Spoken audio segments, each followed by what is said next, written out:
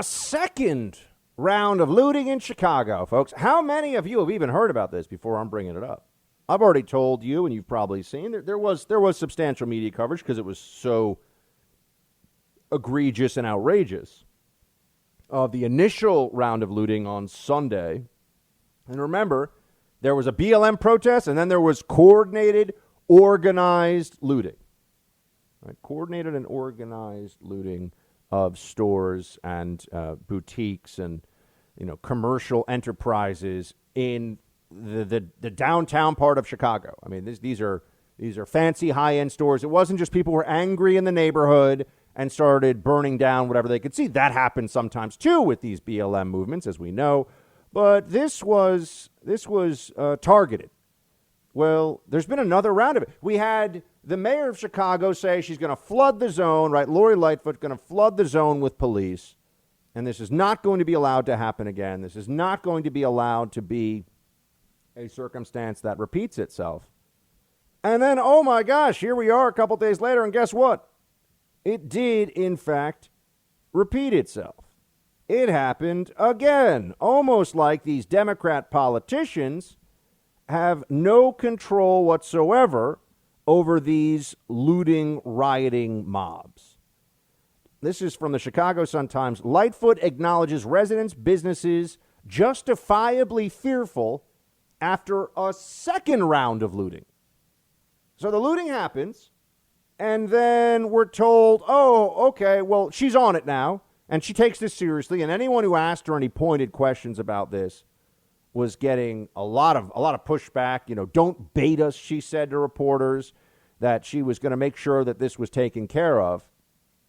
And sure enough, wasn't taken care of at all, really. They've been unable to stop this. And here's what she said. It's not opportunistic and spontaneous when you already have U-Haul vans and cargo vans and you come equipped with precision tools to break into stores, to break into safes, to haul off cash registers, and when you're coming with arms to fight off the police.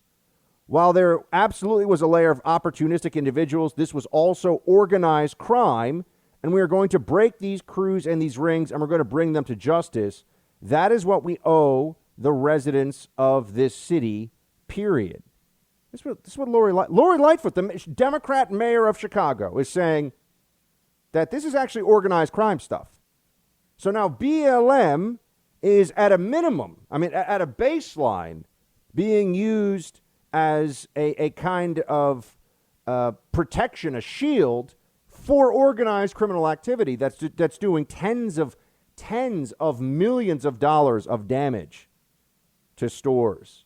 And for the morons in the media, and there are a lot of them who say, well, property isn't violence. Okay, go explain your feelings on destroying property is not violence to people who rely on these stores to be open so that they can get a paycheck to feed their family, so that they have the dignity of providing for themselves and their dependents. Go tell them, sorry, I know it's been a rough pandemic and you've been at home and maybe your store was set to open. Maybe it's already been open for a few weeks, but, people are angry. So that's it. That's all there is to it. In fact, we've heard, I told you about this yesterday, but we've started to hear openly the justifications that are given by BLM organizers. Not just by a random person on the street or the first looter who turns around and wants to speak into a camera, by actual organizers of BLM, what they think of when you're talking about this looting, right? What their feelings are. Here's Chicago BLM leader Ariel Atkins, play 7. Care if somebody decides to loot a Gucci or a Macy's or a Nike, because that makes sure that person eats. That makes sure that person has clothes. That's reparations. That is reparations. Anything they want to take it, because these businesses have insurance. They're going to get their money back. My people aren't getting anything. It sounds a lot like the way the mafia used to justify things, right? Oh, come on, we're just getting our piece, but we're creating order with these unions, and we're just taking a skim off the top. It doesn't really hurt anybody. Oh, but they're threatening to kill people behind closed doors if they don't get their way. But oh no, they were just taking a skim off the top. In doing so, by the mafia entrenching itself in all these different business interests, whether it's a small grocery store owned by a mom and pop, all the way up to the construction industry with enormous projects with tremendous budgets. They were stealing from those individuals, but they also were stealing from society. Right? They were stealing from people because the cost of things, the cost of labor, the cost of garbage removal. Now you have BLM organizers essentially saying, well, steal the stuff because they have insurance. Oh, where does the money for the insurance companies come from? You know, the price of goods will have to be raised to account for this. I am angry every time I go into my drugstore on my corner.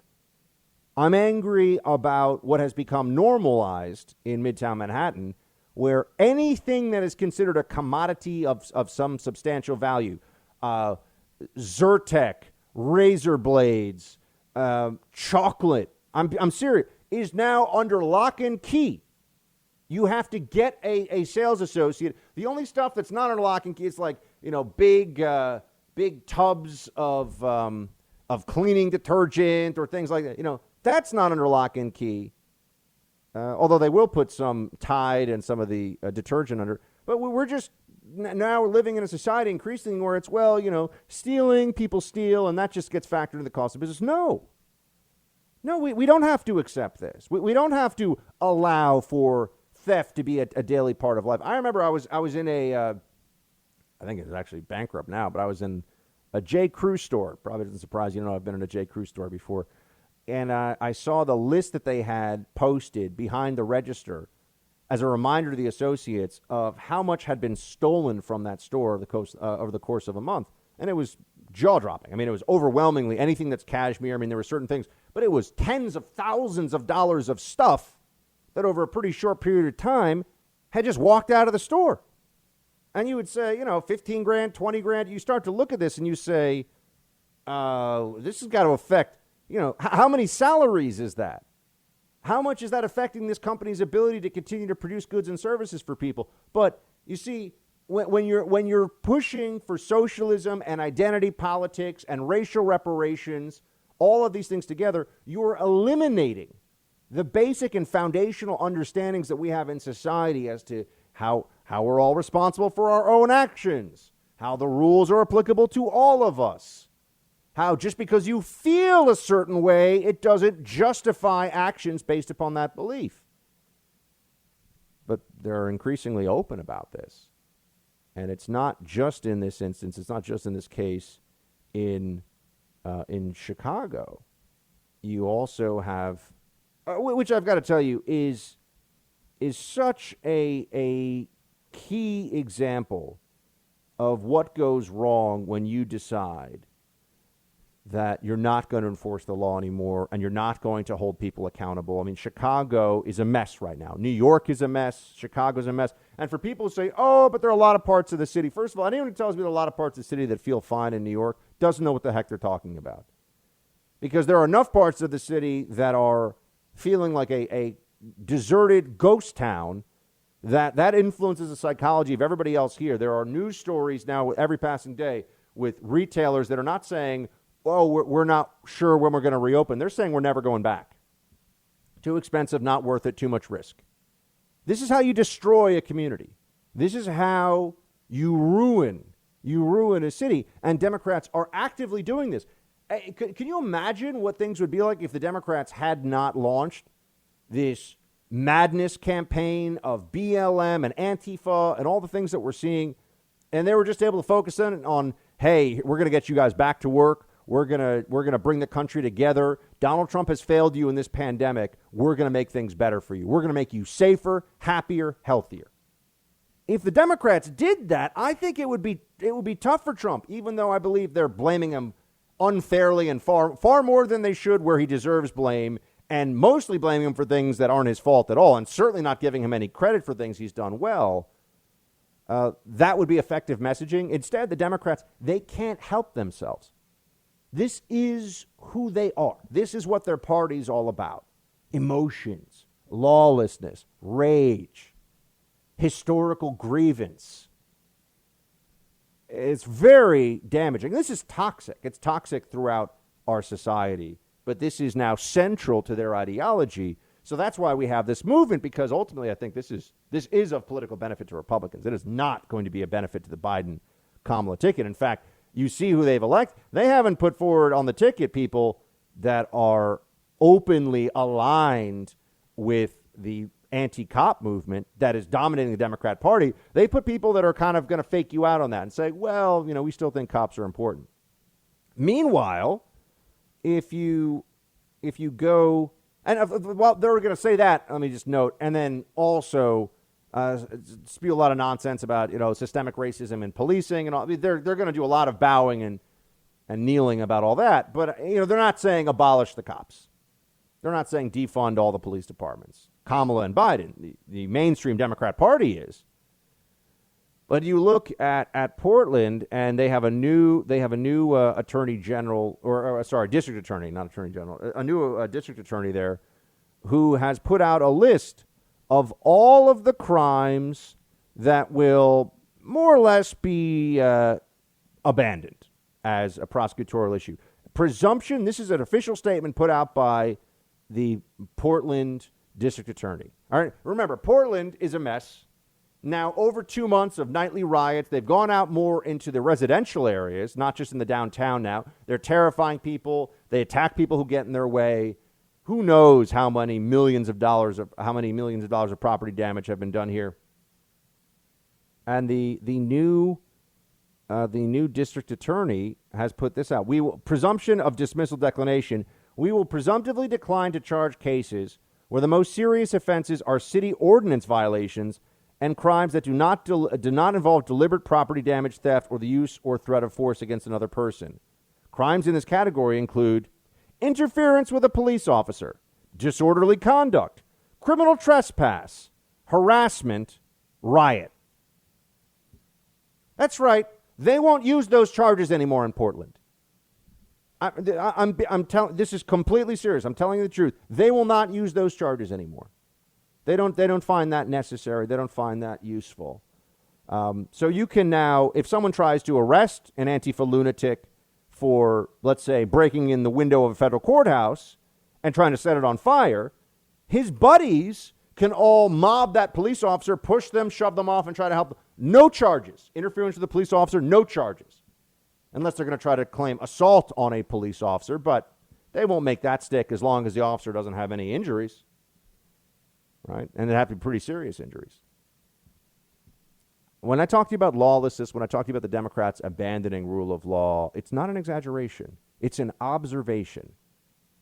The left has overtaken what we thought of as the center-left Democrat Party now. They are a bunch of socialist, identity politics, woke lunatics.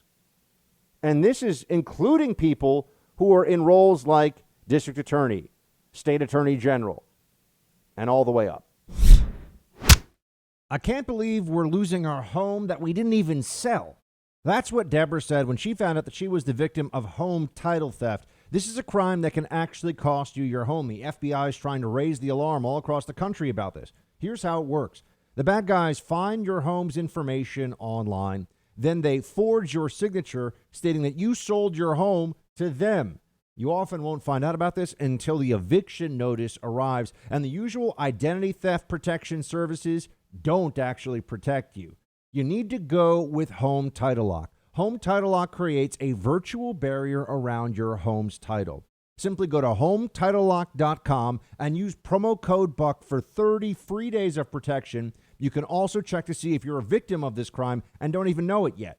Again, HomeTitleLock.com, promo code BUCK for 30 free days of protection. That's HomeTitleLock.com, promo code BUCK.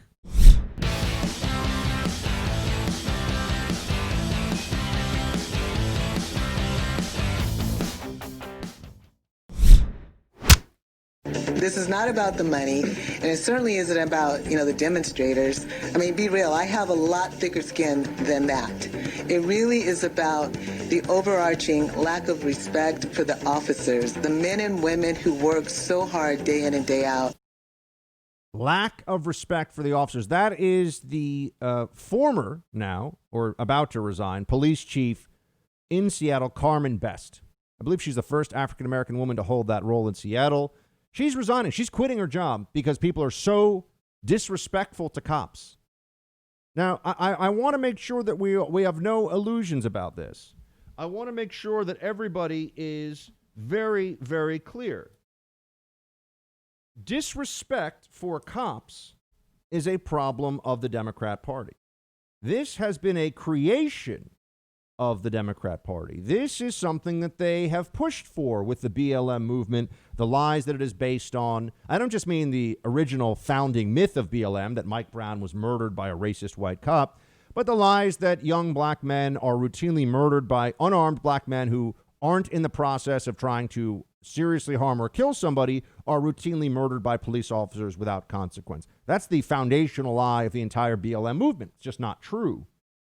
But if enough people believe that, then they will have a disrespect for law enforcement. Then they will think that cops are a problem. And we're seeing this happen now. This is all cause and effect, my friends.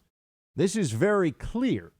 Nobody should feel the least bit surprised by this, right? We knew this would happen as soon as the protests were out again, screaming about Black Lives Matter, but also about racist cops and a racist system and the undermining of everything about our society by the claim that we haven't made the progress that we really have in race relations over the last, since the beginning, really, since the found. I mean, the progress that we have made, if you were to chart it from the beginning of this nation's founding, is something that, yes, it's a troubled past and there are historical wrongs, but one would think that it's a source of pride where we are today, an incredibly diverse, multicultural, multi-ethnic, multi-religious nation that gets along pretty darn well and would get along even better if we didn't have leftists constantly trying to separate us by skin color and religion and everything else.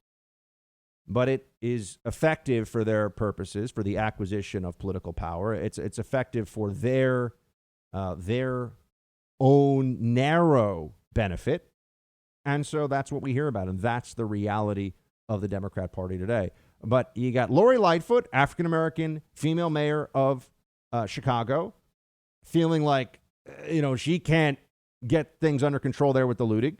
You got the Portland district attorney and the mayor of Portland, Ted Wheeler, no ability whatsoever to get a handle on these Antifa riots happening every night. Seattle had the autonomous zone, and now the police chief is resigning because she's like, there's so much disrespect for cops going on. Respect for cops should be a cultural norm.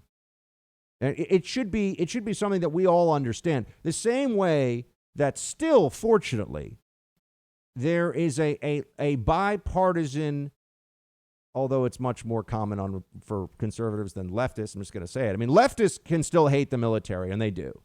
But most mainstream Democrats will at least show, respect to the military. Let's be. You're not going to have a lot of Democrat politicians who are openly disrespectful to the military. You do have a lot of Democrat politicians who are openly disrespectful to cops and to law enforcement. And that's something that needs to change, because the downside of this, the negatives from it, are all around us.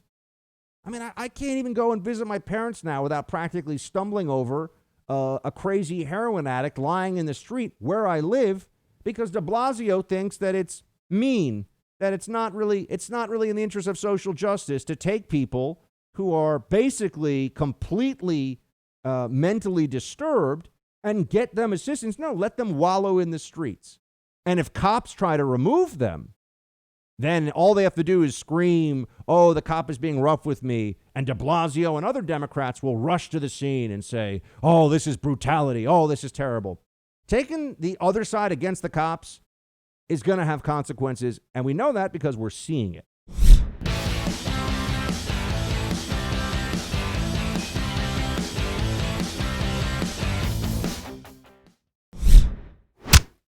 Content warning. I'm going to tell you a story now that will upset you, but you need to hear it. I think you need to hear it. I think you should be aware of this.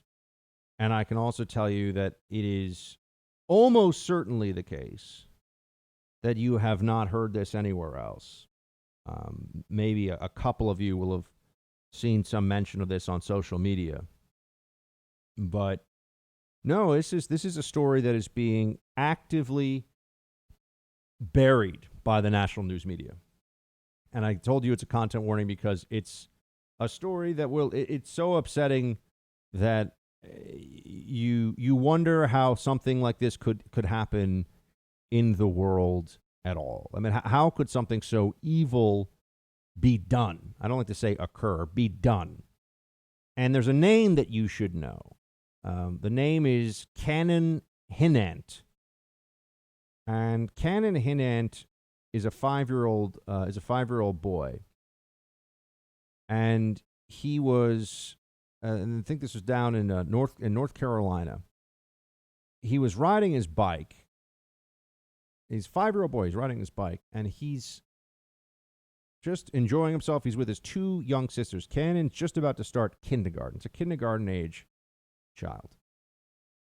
And his next door neighbor is a man named Darius Sessoms. And Cannon's family knew Darius. His parents had interacted with him, had no prior history of any problems whatsoever. And Cannon was on his little bicycle and went on it with his bicycle over Darius Sessoms, his next door neighbor's lawn, for a moment.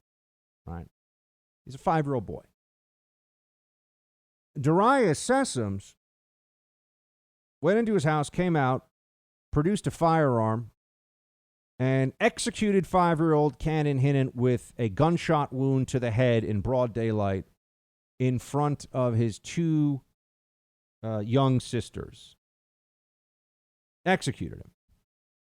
Just shot him right in the head in front of his sisters, in front of his family. Murdered this young boy. And you say that you hear this, you think, how could this happen? How could any person be so evil, so disgusting? And I don't have an answer for you, friends. I don't know. His sisters were 8 and 7 years old. Sisters were 8 and 7 years old. They just watched their 5-year-old brother. Do you think they're ever going to really recover from that? You have a little boy murdered. You think his parents will ever recover from what happened? There was no, I mean, to say there's no provocation is even, there's just as senseless as it gets. The only thing that anyone can point to is that he rode his little tricycle on Darius Sessoms, 25 years old, on his lawn. And then Sessoms took off in a car, tried to evade police, and they caught up with him. They have him.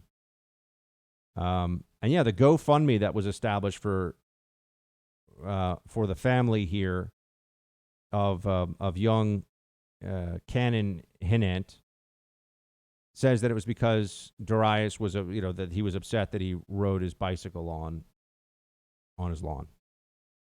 Yeah, that's right. Why haven't you heard this story? Don't you think that a guy who's 25 years old in broad daylight in front of other children, walking up to a 5-year-old boy with a gun and killing him? I mean, it's honestly hard to talk about this. Blowing his brains out in front of his 2 sisters and with his parents just inside in the house. 5-year-old boy. Don't you think that's a news story? Doesn't that? Oh, why haven't you heard of this? Why haven't you heard of this news story? Not touched on by CNN. I did a Google News search yesterday. Nothing came up. I think since then the Daily Mail has picked it up. Well, it turns out, if you look more into the case, you see that Darius Sessoms, 25 years old, is a young black male. He is a black man. He's 25 years old. And Canon Hinant, the 5-year-old, was a 5-year-old white child. And the only reason you could think of that the media would think this is not a story is that they would consider it unhelpful for people to know about this. Now you'd say, what do you mean unhelpful, Buck? Well, there's a narrative out there right now.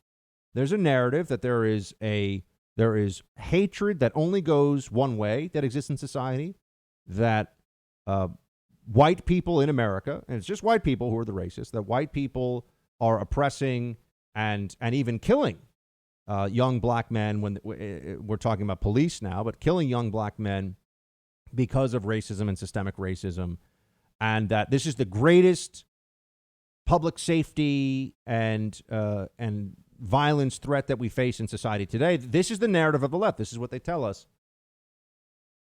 And yet we have an incident like this, and you'd say, oh, hold on a second. Why should we not know about this? They don't like, the liberal media doesn't like the optics.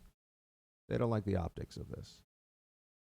And if you're wondering, well, why do I focus in on this for a moment? Why am I spending your time on a national radio show to tell you about this incident in North Carolina? Other than this is horrific beyond words. I can't think of another incident where somebody, young people in Chicago, young black children in Chicago are killed by bullets when gangbangers are trying to shoot each other. But it's usually not.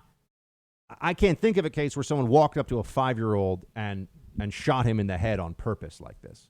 A 5-year-old. And I will ask you this. I will tell you to think about this. Imagine for a second, because they'll say this is just one person and it has no meaning. Okay, that's what they're going to say. It has no meaning for the narrative. However you want to take that. Imagine if a 25-year-old white man walked up to a 5-year-old black child and shot that child in the head in front of his family and parents. Do you think that would be the lead news story on CNN, MSNBC, the New York Times for weeks afterwards?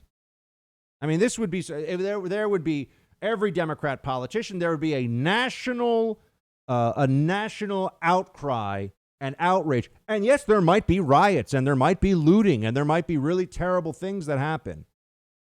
We all know that that's true.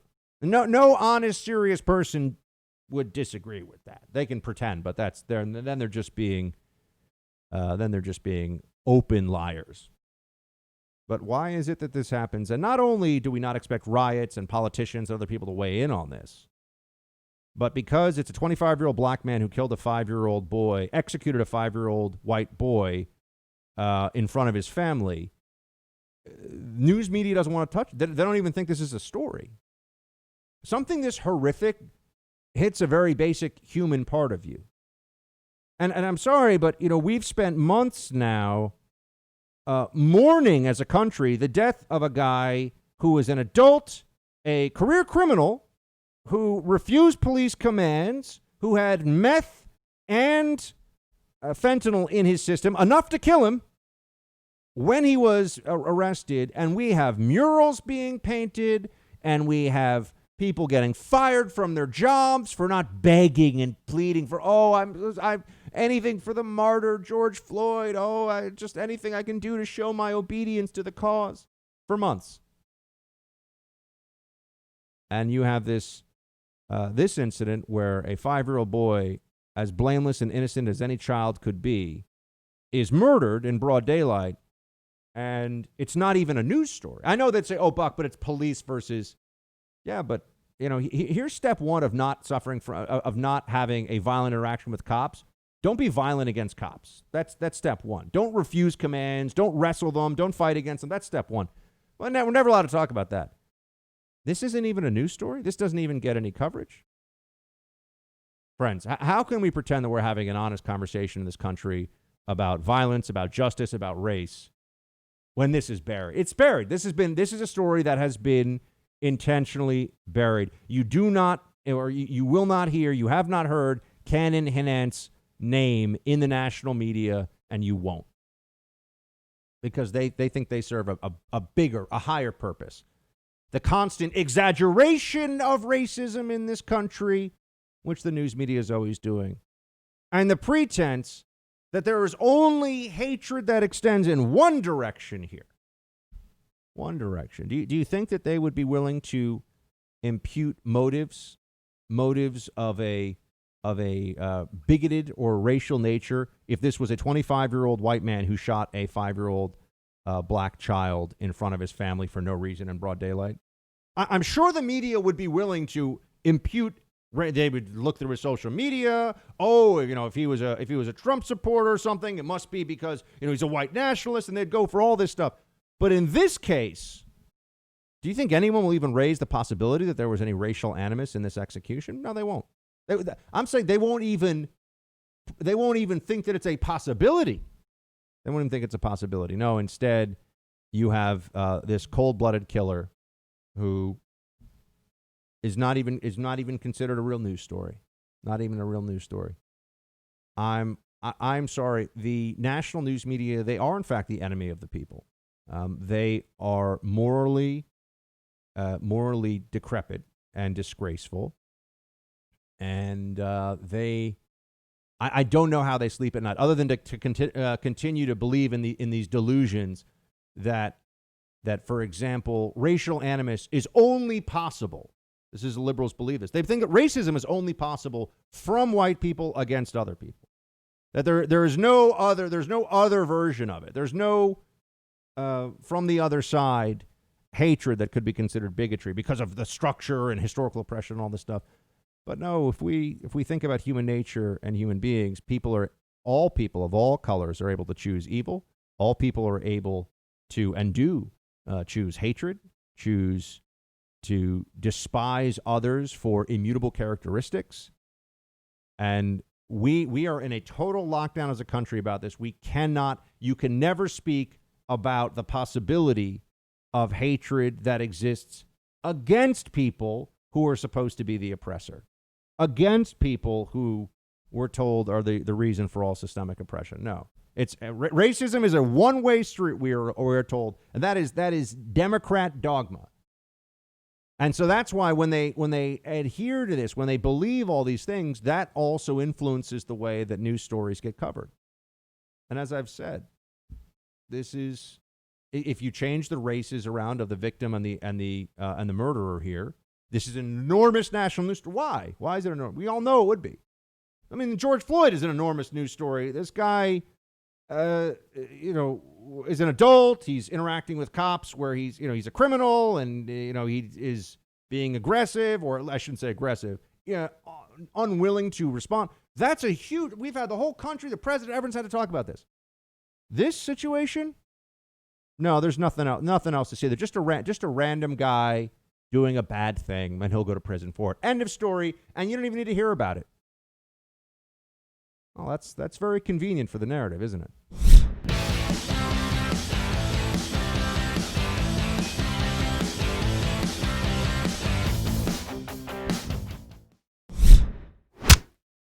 Joe Biden said not long ago that well-armed police become, in his words, the enemy when confronting lawlessness in our streets. Well, I want to assure you that your president, your vice president, and the overwhelming majority of the American people know that the men and women of law enforcement are the best people in this country.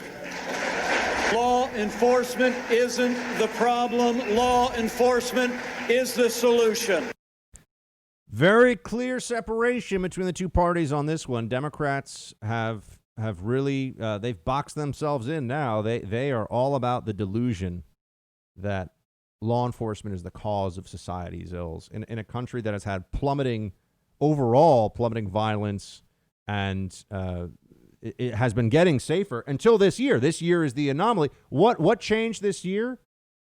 Oh, that's right. Democrats started saying law enforcement was the problem. Law enforcement was the problem, and it's wrong. I think that the lifestyle libs out there, the way that they're frauds in general upsets me, but that when they're frauds when it comes to safety and security, when they're frauds who push ideas and beliefs out there that they feel like they're safe from, and it makes them feel good to say it, but they're not going to have to suffer the consequences, that's the worst.